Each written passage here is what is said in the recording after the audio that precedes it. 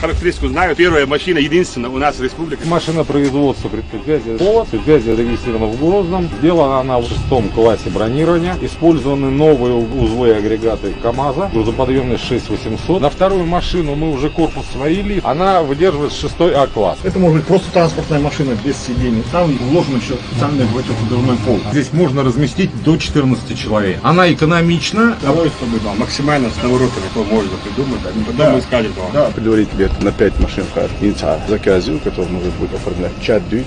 Вот когда я максимально думаю, невозможности у них показать, вот сделать вот такую и еще наворот, чтобы могли представить на выставках. Плюс на 21 год через Минпро мы хотим зайти в программу государственной поддержки создания промышленного парка, именно на закупку оборудования, строительной работы, чтобы можно было субсидировать, зайти на поддержку этого проекта. Спектр около 30 позиций.